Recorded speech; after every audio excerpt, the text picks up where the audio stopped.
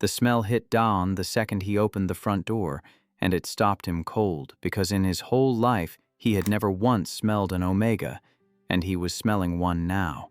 It was Joon, on the floor with his back against the couch and his knees drawn up, the heat on him early and hard, days before he had thought it would come. And the air around him had changed. It was cool and green and faintly sweet, a smell Daon had no name for because he had never in his life had a smell to name, and it reached something in him he had spent years keeping shut. "It came early," Joon said, thin and careful. "I thought I had more time. I don't have more time." Every other time, Daon had brought the water and kept the lights low and sat outside a closed door, because his body had always brought nothing to the room, because the part of him that should have answered an omega in heat had been dead since he was a boy. It was not dead now. He felt it move in him like something waking from under ice, the heaviness in his joints, the warmth climbing the back of his neck, and the thing rising in him had a name he had only ever read in his own medical files, as a thing he would never have. Rut. Joon's eyes went wide. "Your scent. You've never had a scent." He breathed in and shuddered. Wood and oil, something underneath it. "You smell like something now. What is happening to you?" Daon was moving toward him before he decided to, hating that he was moving, and he got down close enough that their knees touched and their scents met and turned into something that was neither of theirs alone. His hand came up to the side of Joon's face without being told to, shaking, and neither of them said the thing, and neither of them moved away, and the one wall Daon had built his entire life against had just, with no warning at all, come down. Before we dive in, let me know in the comments where you are watching from. Now sit back, relax, and enjoy today's story. To understand how the safe one stopped being safe, you have to go back to the start, to the day Joon answered an apartment listing because the man who posted it could not smell omegas. Joon had read the post in the back row of a bus with his phone held close to his chest, the grip he gave everything that mattered. "Quiet," the listing said. "Clean, works long hours, mostly home in the evenings." And then, near the bottom, set apart like the writer was not sure whether to include it. "Should say I have a medical thing I can't really smell omega pheromones. It's a long story, so if that matters to anyone, it won't matter with me." Most people would have skipped it. Joon read it 3 times and felt something in his chest unlock that had been locked for a year. He was young, and for the first time, completely on his own. He had grown up in a small city to the south, raised by 2 fathers who had wanted him so much that the wanting had become the whole shape of his childhood. One of them, the quiet one, had fixed radios and taught Joon to fix them too, and never raised his voice, because he had decided early that a home should be a place where no one had to brace. The other, the loud one, was warm and impossible. A man who cried at advertisements and learned every recipe Joon ever mentioned liking and showed up to every single thing a child could possibly do, the recital and the field day, and the small, humiliating play where Joon was cast as a tree. Between the 2 of them, they had raised an omega son in a world that did not always love omega sons, and they had raised him to believe, against considerable evidence, that he was precious. That was the inheritance Joon carried into adulthood and did not know was rare until he met people who had not gotten it. He had been taught in 10,000 small ways that he did not have to earn the right to take up space. His quiet father let him hold the soldering iron long before he was any good at it, ruining components because the point was never the radio. His loud father cooked and narrated every step in a running monologue of love, and Joon grew up thinking that was just what kitchens sounded like. A parent talking you through the world as if you were worth the breath. Joon did not know then that he was being given the one thing that would later let him stand unbraced in front of a frightened man's father and not be afraid. He just thought it was childhood. He thought everyone got it. His quiet father had died in the winter, quietly, as he did everything. A cough that turned out to be the bad kind, only a season from the word to the end of it. And Joon had moved home and held his hand, and learned what it was to watch one of the two people who built you go out like a radio losing its station. He had sat by the bed and fixed nothing, because there was nothing to fix, and he had learned from his dying father the same lesson his living one would later need, which was that the staying was the love, that you did not have to mend a thing to honor it, that sometimes the whole of devotion was to be present and unflinching beside something you could not save. And then it was just Joon and his loud father, the one who now cried at advertisements for a different reason, and the house that had always been full was a house with a hole in the middle of it. And Joon had understood that if he stayed, he would spend his 20s being his surviving father's reason to get up, and that his quiet father would have hated that for him. So Joon took the research job in the city that he was almost not qualified for, and he packed what little he had, and he went looking for a room. He did not tell the man in the listing that he was an Omega. That was the point of the man in the listing. Joon had spent his whole adult life managing a body that the world treated as a liability, and the chance to live with someone who could not detect the one thing that had cost him so much felt like being handed a key. He moved in with his careful schedule and his soft voice and his grief, and he met Daon, who was taller than his photo and quieter than his post, and who looked at the boxes and picked up most of them without being asked. "This is everything?" Daon had said. "I travel light." "Good. There's no room for heavy." Joon had almost laughed that first day, and he remembered being surprised that he still could. Daon had built himself on purpose, the way some men build a wall around a house that used to burn. His father had been a career soldier, the kind who brought the war home and ran the household like a base that was always one infraction from losing privileges. Daon's earliest clear memory was of being very small and crying about something small children cry about, and his father crouching down to his level, and Daon thinking for one bright moment that comfort was coming, and his father saying, in a voice with no anger in it at all, which was worse, "Men don't leak. Stop leaking." The lessons after that had hands attached. A boy who flinched got taught not to flinch. A boy who cried got taught what crying cost. A boy who wanted to be held learned that wanting was the softest part of him, and the softest part was the part that got hit, and so the boy did the only thing a body can do to survive that, which is to take the soft part and wall it off and let it go numb. Daon's mother had watched all of it from inside the marriage she had decided to keep. She was not cruel. That was what Daon could never explain to anyone, what had taken him years to even say to himself. She was kind in the small ways and absent in the large one. She brought ice for the bruises, and she never once stood between her son and the man who made them, because she had built her own survival on being a good wife to a hard man, and a good wife did not contradict her husband in front of the children. She would smooth Daon's hair after and say, "He only wants you to be strong," as if that were a comfort, as if strong were not the word their house used for unbreakable, and unbreakable the word it used for alone. Yeah. The disorder came on sometime in adolescence, though no one called it a disorder until much later. Daon came into his designation as a teenager, which should have been the thing that finally pleased his father, and in some ways it was, except that Daon's scent never came in right and his ability to smell others came in wrong.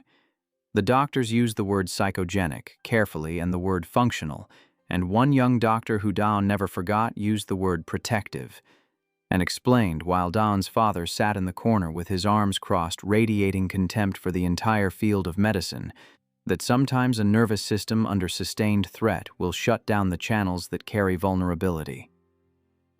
Scent was vulnerability. Scent was the body saying what the mouth would not want and fear and need broadcast into the air, and a boy who had been punished for every visible want had a body that had quietly decided to stop broadcasting and stop receiving. Specifically, the channel that had gone darkest was the one that carried omega pheromones, the most intimate signal there was, the one most tangled with want. Daon could smell coffee. He could smell rain. He could smell his own fear, sometimes sharp and metallic.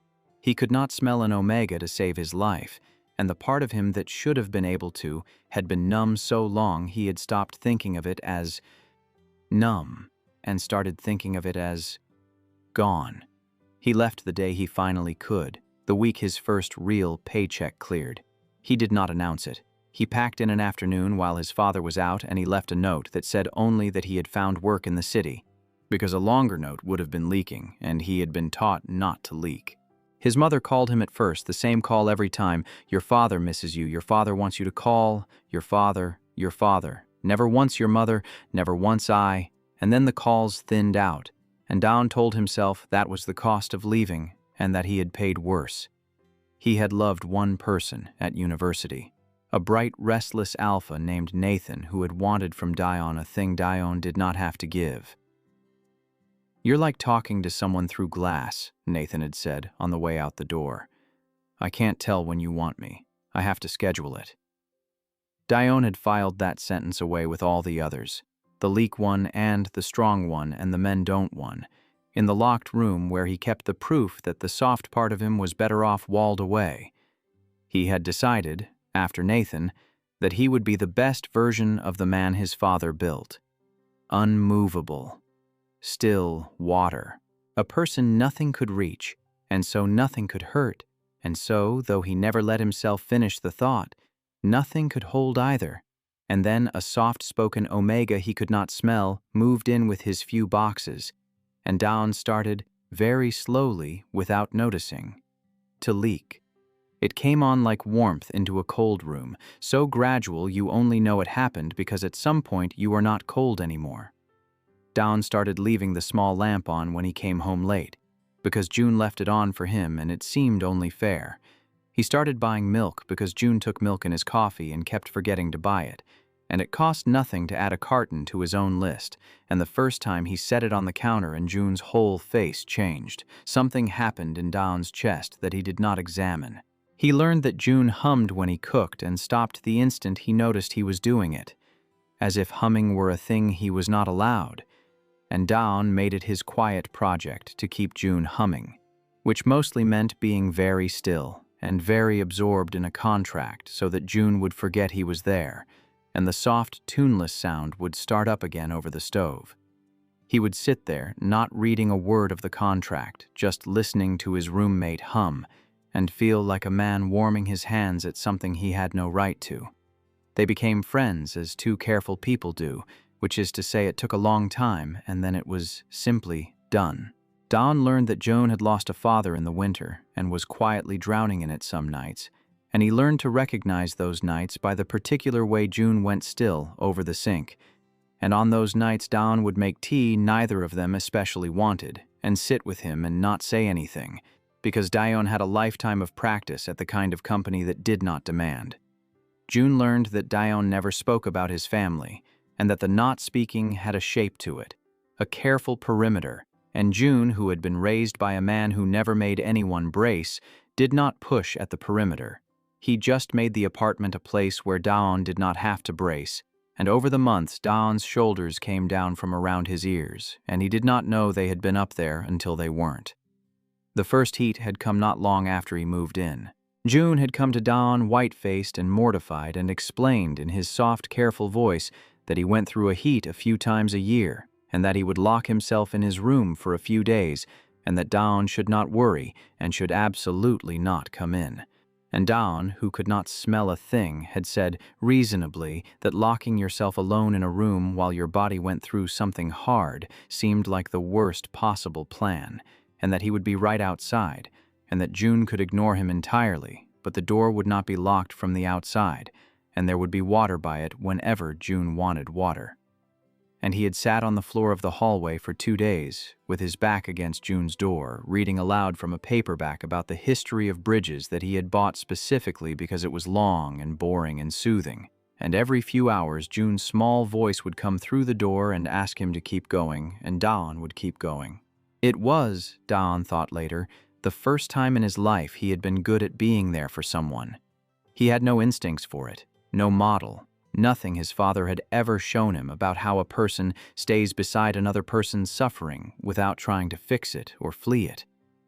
But it turned out the not fixing was the whole skill, and the not fleeing, and those Daon could do, because not fixing and not fleeing were just stillness pointed at someone you cared about.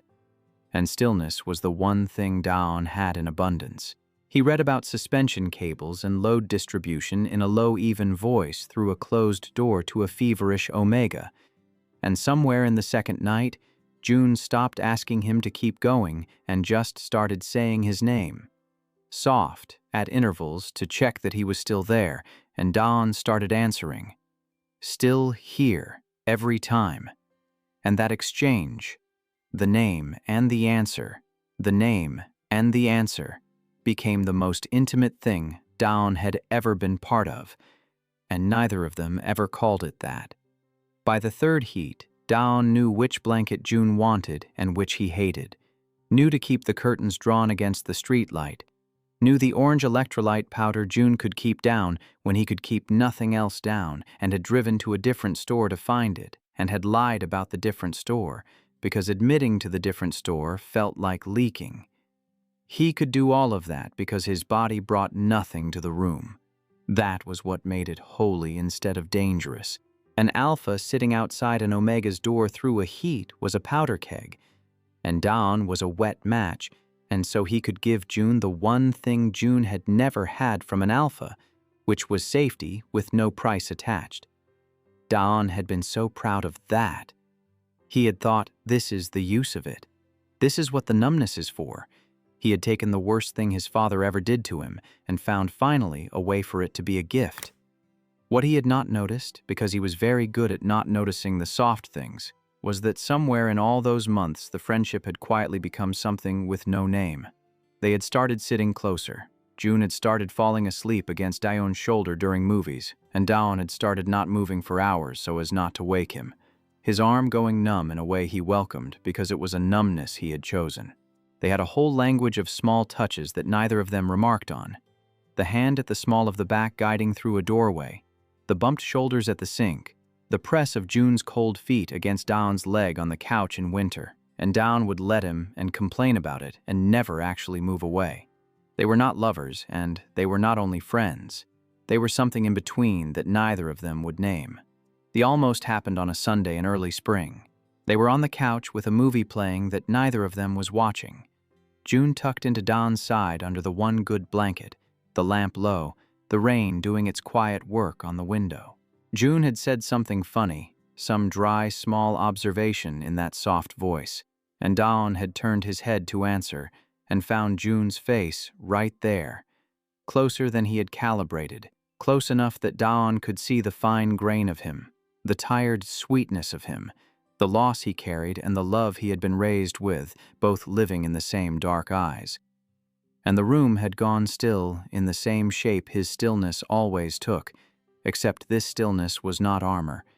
This stillness was a held breath, and Daon had watched Joon's gaze drop to his mouth and felt his own do the same.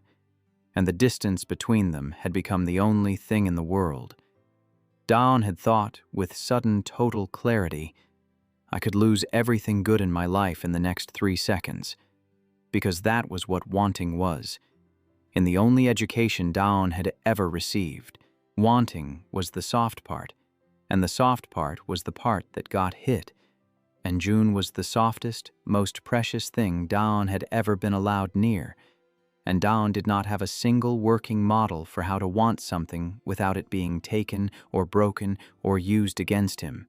So at the last second, the very last, Daon had pulled back the last small distance that mattered and said something about the movie, and Joon had blinked and pulled back too and agreed about the movie, and they had sat in the wreck of the almost for the rest of the film not touching, and neither of them had ever brought it up again.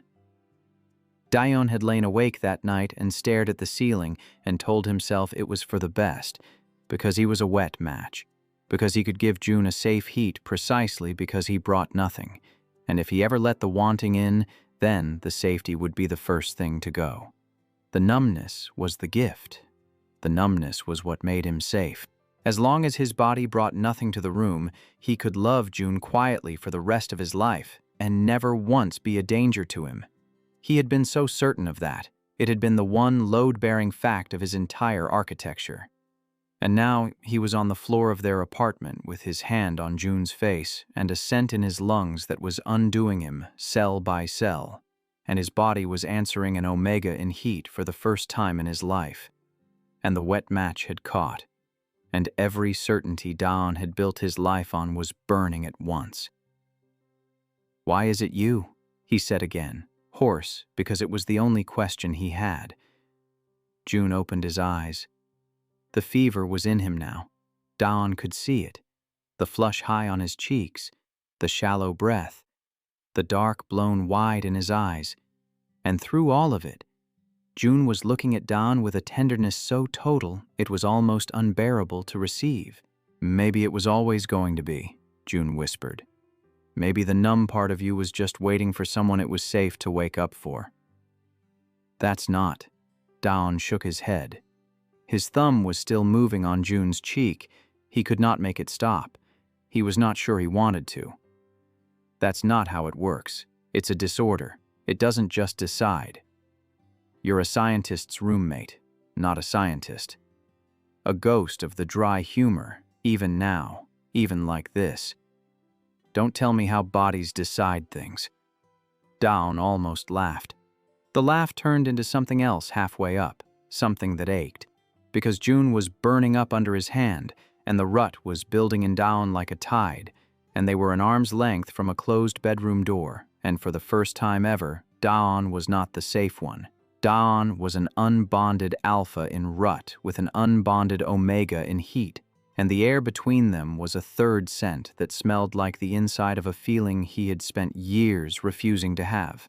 "Joon," he said, "I need you to tell me to leave. I need you to send me out and lock the door, and I'll sit in the hall like always and read about bridges, and we'll figure out the science tomorrow, and I won't. I won't be a thing that happened to you. You've had enough things happen to you." Joon's hand came up and closed around Daon's wrist, not to push it away, to hold it there. "What if I don't want you in the hall?" Joon said.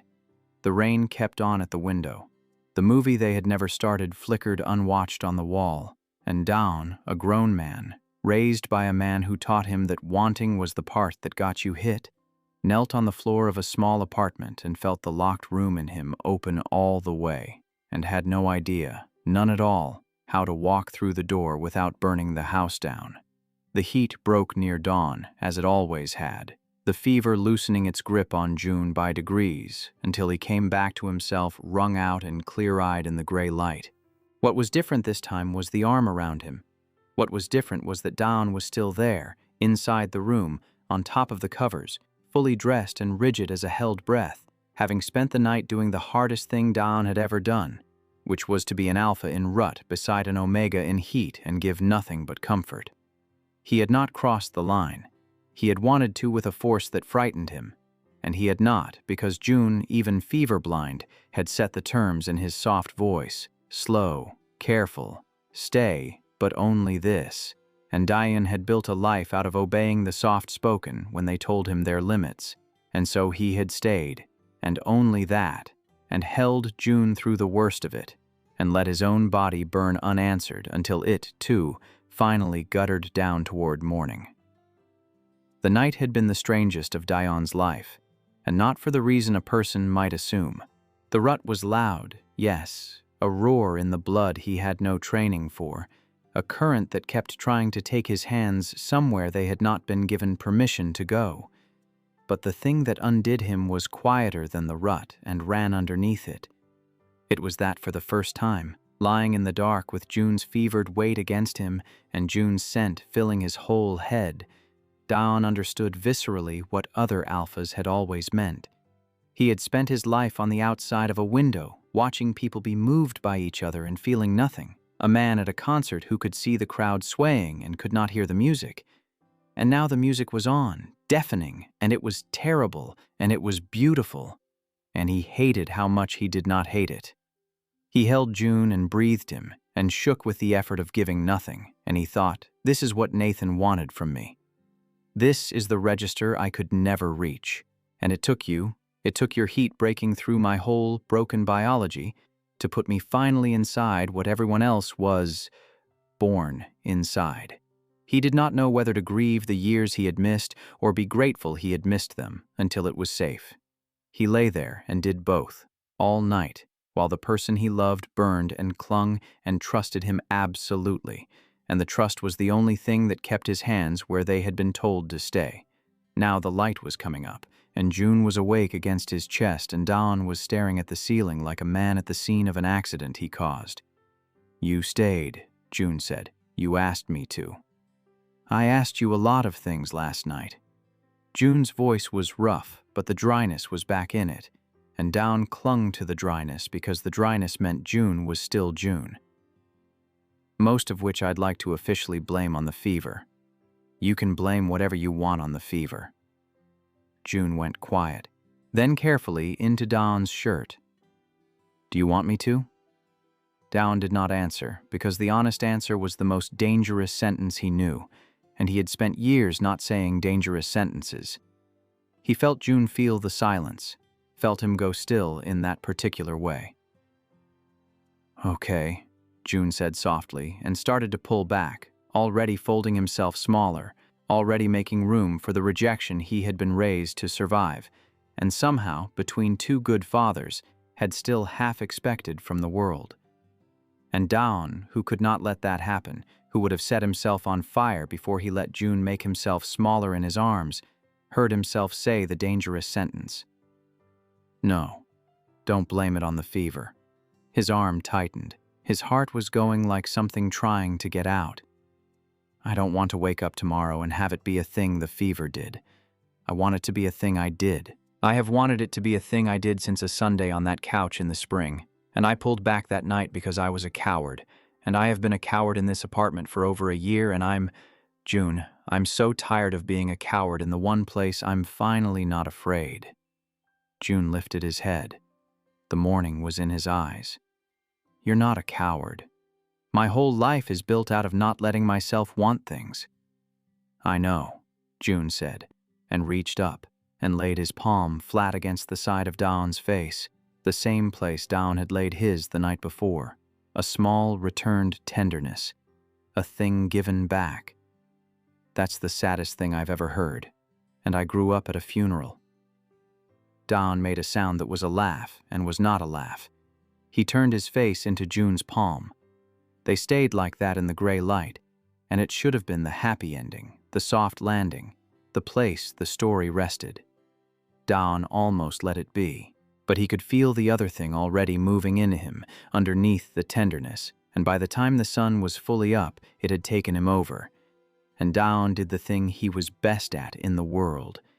He started, very quietly, to fall apart on the inside, while looking completely fine on the outside. It took Joon 2 days to see it, because Daon was a master, because Daon had been trained from the age of 4 to present a calm surface over any amount of drowning. But Joon had spent all these months learning to read a man with no scent, and on the 3rd morning, watching Daon make coffee with movements that were a half degree too precise, Joon set down his cup and said, "Talk to me." "About what?" "About whatever's been eating you since the morning you told me it wasn't the fever."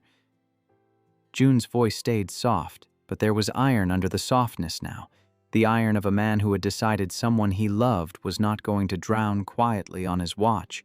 "You've been somewhere else for 2 days. You're here and you're not here. I know that look. I do it at the sink." Daon set the coffee down. For a long moment he said nothing, and Joon let him have the moment, because Joon's father had taught him that you do not rush a person toward the truth. You make a room safe enough that the truth can come out on its own. "My whole life," Daon said finally, "the thing I had, the one thing, was that nothing could move me. My body literally could not be moved by the thing that moves everyone else, and I do not mean that as a feeling, I mean it as a fact. I couldn't smell an omega. I couldn't be pulled by a scent or knocked sideways by a rut. I never lost an hour to my own biology in my life, and I thought that made me." His jaw worked. "I thought that made me free. I thought I was the one alpha on Earth who got to be a person instead of an animal running someone else's program. I built everything on it. I told myself it was a gift, and then you went into heat. and my body just... He opened his hand, helpless. A man dropping something. It just took the controls. 25 years of control, gone because of a smell. I spent the night fighting my own body like it belonged to a stranger. I have never in my life been that afraid, and I've been afraid of some genuinely frightening things. He looked at Joon. I hated it. I hate that I'm not above it. I hate that I'm just like every other animal in the field. I hate that I'm movable. And there it was. Joon understood all at once the whole shape of the man in front of him, how the abuse fit into the disorder, fit into the pride, fit into the terror, and his heart broke clean down the middle, and he did not let it show, because what Daon needed was not Joon's grief. Daon, Joon said gently, who taught you that being moved was the worst thing a man could be? Daon's face did something. It was the first crack Joon had ever seen go all the way down. You don't talk about your family, Joon said. 14 months and you've never said one word, and I never pushed, because I had a father who taught me you don't push.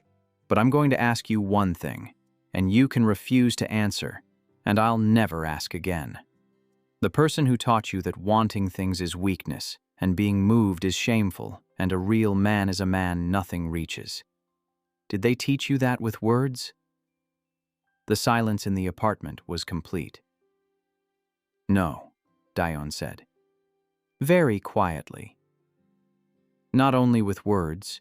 Joon went to him and put his arms around him, and Daon, who had been held by exactly no one in his childhood, who had taught his own body to stop asking, stood stiff in the embrace a long moment before something in him gave way, and he bent his head down onto Joon's shoulder and held on, and did not cry, because he did not know how. The crying long ago hit out of him, but he shook silently, the same as he laughed, all in the shoulders, and Joon held him through it the way Daon had held him through the heat, asking nothing, just being the wall that did not hit back.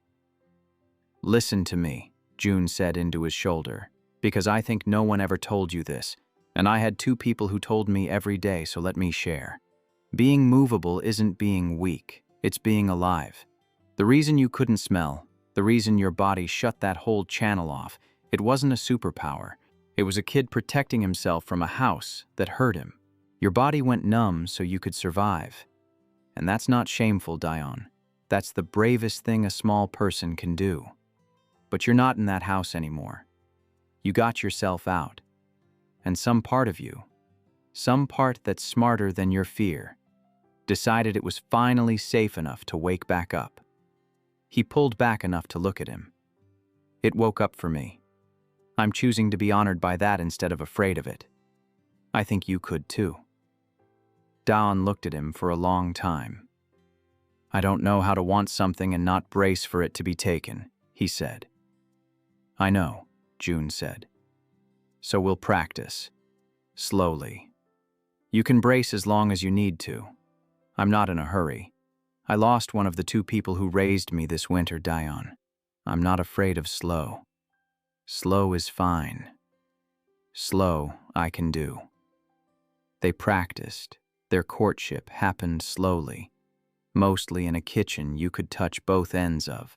Daon let himself reach for Joon's hand on the couch and did not pull back, and the first few times he braced, all of him, for a blow that never came, and Joon felt the bracing and said nothing and just held the hand, patient, until the bracing stopped. Daon learned that he could put his head in Joon's lap while Joon read, and that the ceiling would not fall. He learned by degrees that wanting did not summon a punishment, that a thing held gently could stay, that the soft part of him, the part walled off when he was small, could come out into a room and not be hit. The slowness was not a strategy. It was the actual pace at which a frozen thing safely thaws. Joon set the tempo without ever announcing it, and the tempo was patient to a degree that would have looked, from outside, like nothing happening at all. A held hand for a week before anything more. A morning where Daon, half asleep, forgot to be guarded and reached for Joon first and woke fully at the sound of his own want and lay rigid, waiting to be ashamed of it, and Joon, also half asleep, just hummed and burrowed closer and went back to sleep, treating the reach as the most ordinary thing in the world, which was the only treatment that could ever have healed it. Daon learned more from that unreaction than from anything anyone had ever said to him. The lesson was not in the words. The lesson was in the absence of consequence. He had wanted out loud with his body, and the world had simply continued, warm and unbothered, and gone back to sleep. They built a life in the margins of 2 exhausting jobs. Joon would come home from the lab smelling of nitrile gloves and cold coffee, and Daon, who could smell now, would tell him so, and Joon would be mortified, and Daon would say he liked it, that it smelled like Joon had been somewhere doing something that mattered, and Joon would go quiet because no one had ever made the smell of his work sound like a thing to be proud of. Daon would come home past midnight from the firm, gray with fatigue, and find the small lamp on and a plate in the refrigerator with a note in Joon's careful hand telling him which container, and he would eat standing up in the dark kitchen and feel every single time the specific astonishment of a man who had grown up bracing and now came home to be fed. They were not rich. They split everything down to the last coin and argued gently about the heating bill. But the apartment had become the warmest place either of them had ever lived, and the warmth had nothing to do with the radiator. There were rough patches. There was the night Daon flinched, hard, badly, when Joon came up behind him too quietly and touched his shoulder, and Daon's body did the old thing, the duck and the fist and the readiness, and then the terrible look on his face after, the shame of it, the I'm sorry, you didn't do anything, and Joon, heart in pieces, had made tea neither of them wanted, and sat with him, and said, you don't have to apologize for what your body learned. We'll just keep teaching it something new. There was the morning Daon woke from a dream about the house and could not speak for a long while, and Joon brought the orange electrolyte powder, the heat day powder, not because Daon was in heat, but because it was the most comforting thing in the apartment, and the gesture said, I see you're suffering, and I will treat it as real.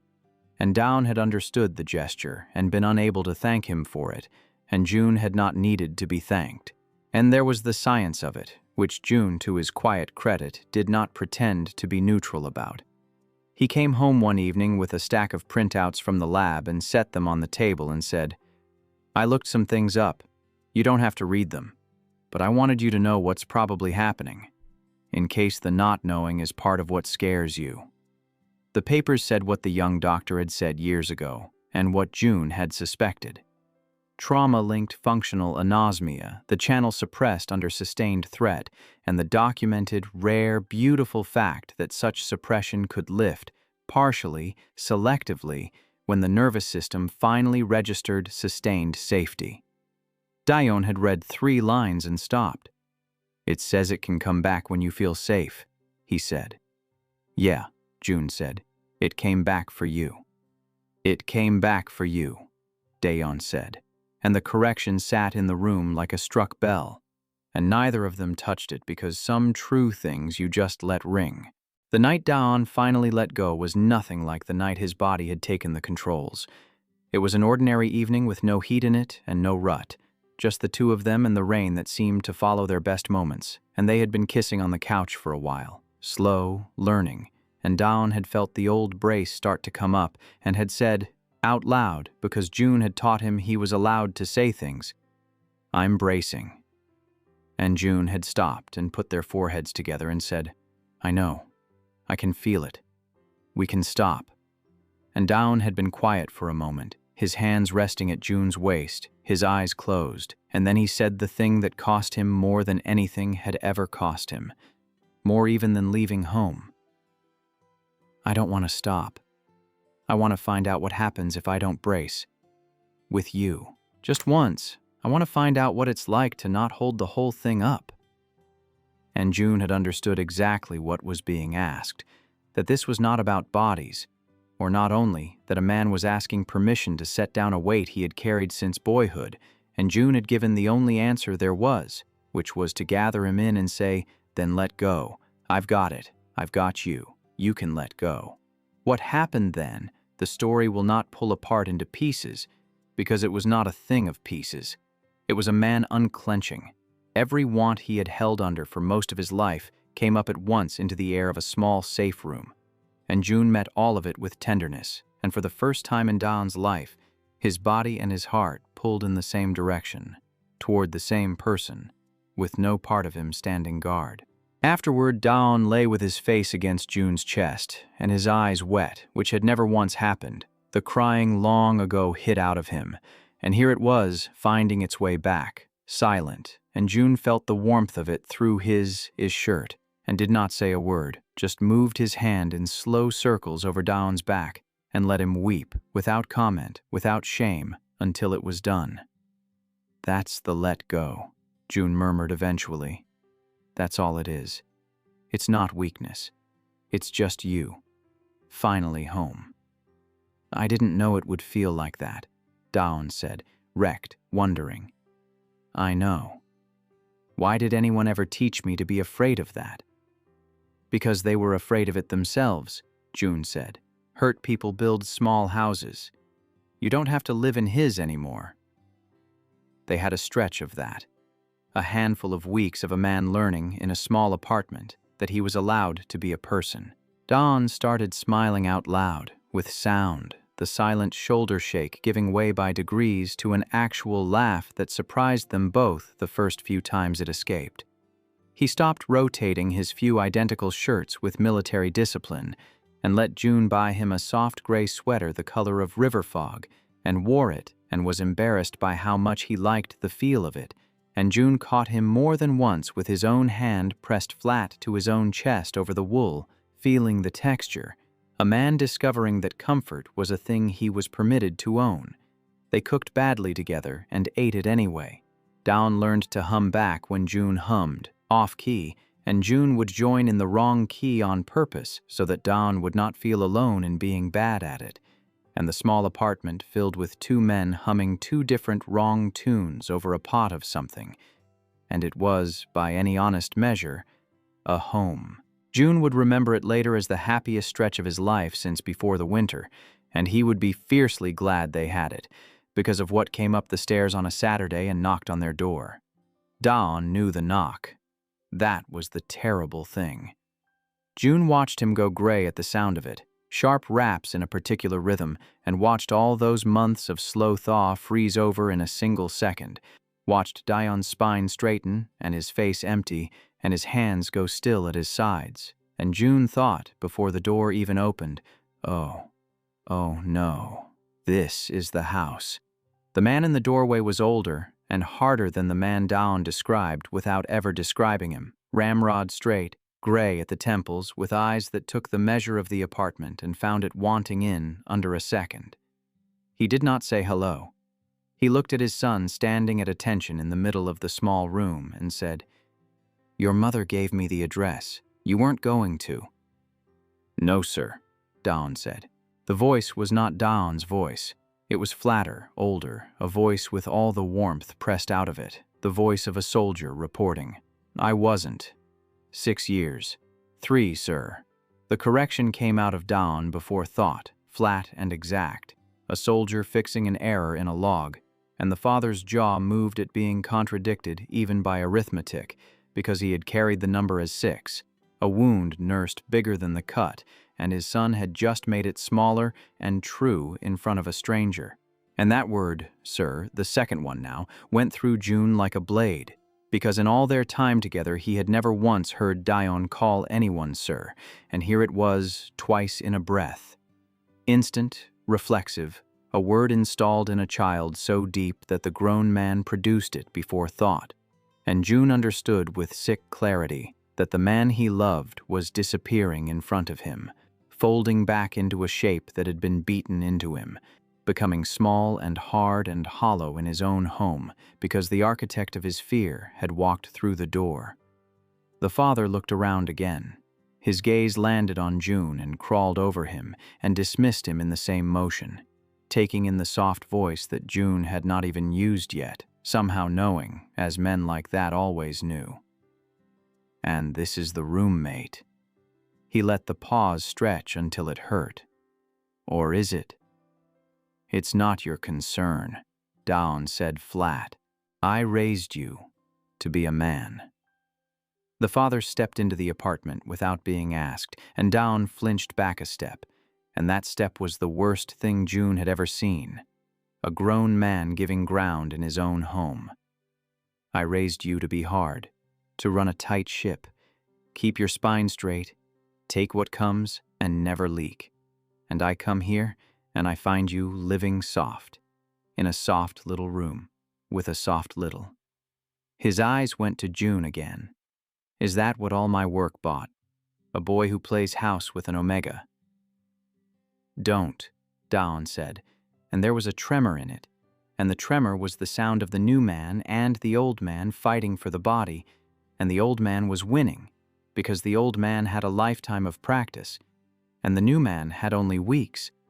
And Joon, soft-spoken Joon, who had been raised by two men who never once made him brace, who had grown up being told he was precious, felt something rise in him that he did not know he had, because he was watching the gentlest person he had ever known get erased by the person who erased him the first time, and Joon had buried one of his fathers this winter, and he was not, he discovered, willing to bury another good man while he was still breathing. He stepped forward. He put himself, not large, not loud, but fully, between Daon and his father. You need to leave, Joon said. His voice was soft. It did not shake. Now. The father looked down at him with contempt and a flicker of surprise. Excuse me. You heard me. Joon did not raise his voice, because his father had taught him you do not have to raise your voice to mean it. The meaning was in the spine, not the volume. I watched him turn into someone smaller the second you walked in. I'm not going to keep watching. This is his home. He built it so nobody here has to brace. He held the older man's eyes. You don't get to bring the bracing into it. And what are you going to do, Omega? The father said with a soft, ugly emphasis on the word. The emphasis of a man who had been using a person's nature as a weapon for as long as he had drawn breath. Nothing, Joon said. I'm going to stand here and not move until you go. I'm not afraid of you. I think that's going to bother you more than anything I could do. And it was true. And the father saw it was true. And something flickered in him. The particular fury of a tyrant meeting the one thing tyranny cannot process, which is a person who simply is not afraid. His hand twitched at his side. And Joon, soft and unmoving, watched the twitch and did not flinch, and braced for nothing, because his fathers had never taught him to brace. And that was the whole of his power, the only weapon he had, the unbraced body of a deeply loved child standing its ground. The hand started to come up, and Daon came back. It was not slow. It was the opposite of slow. 1 second he was the hollow soldier standing at attention, while the person he loved put himself between him and his father, and the next second, every instinct his father had ever beaten into him reversed its polarity and pointed the other way, because the thing in front of the threat was Joon, was the person his thawed heart was built around now, and the alpha that his father had spent 20 years trying to forge into a weapon went off at last, but it went off in the one direction his father never intended. Daon's hand closed around his father's wrist before it reached its height. It was not a flinch, and it was not a retreat. It was a grip, sure and total, the hold of a man who had finally found something worth being moved for. You will not, Daon said, and his voice was his own again, low and shaking and entirely present, no sir in it anywhere. Raise your hand in this house.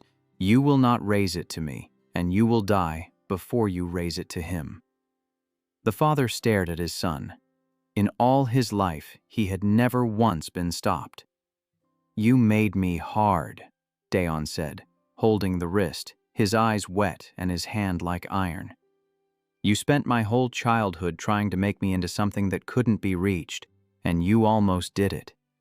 I came out of that house so shut down I couldn't smell another person the way bodies are supposed to smell each other. The wanting, the fear, the part that says I'm here for most of my life. Do you understand what that means? My own body locked the door on the whole human race to get away from you. That's what your tight ship cost. That's what your real man cost. His grip tightened, and then I met someone gentle, and slowly, against everything you built, I came back to life. He did that. The soft little Omega you just sneered at. He's more of a man than you ever were. You used your strength to make a child afraid. He uses his to keep a room safe. You never understood the difference. You are never going to speak to him again. You are never going to be in a room with him again. Get out of our home. The father pulled his wrist free, and the pulling was the first ungoverned motion Joon had seen him make. Too fast, a flinch dressed as a retreat. His face had gone through several things and landed finally on the contempt that was the only register he had, but the contempt was thinner now. A coat thrown over something cold, and they could all see the shape of the thing underneath it, which was a man who had built everything on being obeyed and had just, for the first time, been refused in a room he could not control. He looked at Joon, the soft little Omega he had dismissed at the door, the one who had not raised his voice and had not moved and had not been afraid, and something in the old man's certainty came apart, because his entire system ran on fear, and here was a person his system could not find the handle on. He had nothing to do with a person he could not frighten. He had no other tool, and a man with only one tool standing in a room where it does not work is not powerful. He is just old and alone, and holding a hammer in a house with no nails. "You'll regret this," he said, and even he could hear that the line had no weight left in it, that it was a thing tyrants said when the room had stopped listening. "No," Daon said. "I regretted the other thing for most of my life. I'm done regretting." The father stood there another moment, and the moment cost him, because there was nothing for him to do with it. No one snapped to. No one apologized. No one gave him the fear he had come to collect. He had walked up the stairs to find his son still small, and instead found two men who were not afraid of him. And there was no version of that he knew how to win. And so he did the only thing left, which was to leave, and leaving was the most honest thing he had done in 30 years, because it was the first time he had admitted, with his feet, that he had lost. The father left. The door closed.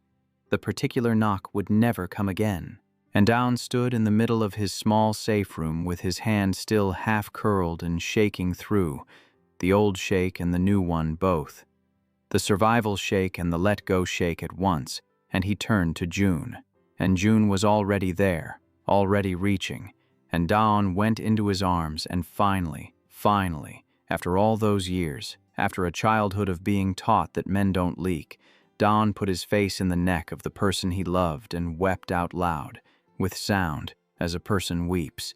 And it was not weakness, and it was not shameful, and it was the most alive he had ever been. "I've got you," Joon said over and over, his own face wet, his soft voice steady as his father's had always been steady. "I've got you. He's gone. You can let go. I've got you." They stayed in the small apartment after that, the two of them in the country that finally had a name. The numbness never fully closed back over, which the papers Joon brought home said it might not.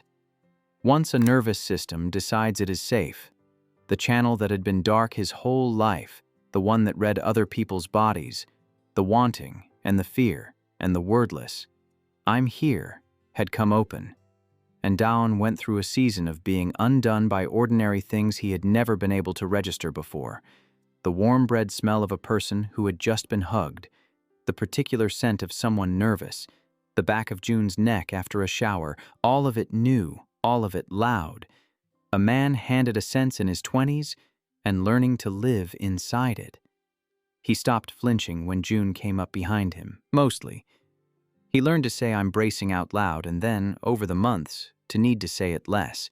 He called his mother once, near the end of that first year, and told her, without anger, without cruelty, that he hoped she found her own way out someday, and that he would not be coming back, and that he forgave her for the ice and could not forgive her for the standing aside, and that both of those were true at once, and he had stopped needing them to resolve.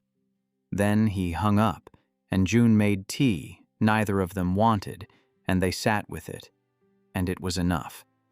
On an ordinary evening a long time later, rain at the window as it always seemed to be at their best moments, Daon lay with his head in Joon's lap, and Joon's hand moving slow through his hair, and Joon was humming.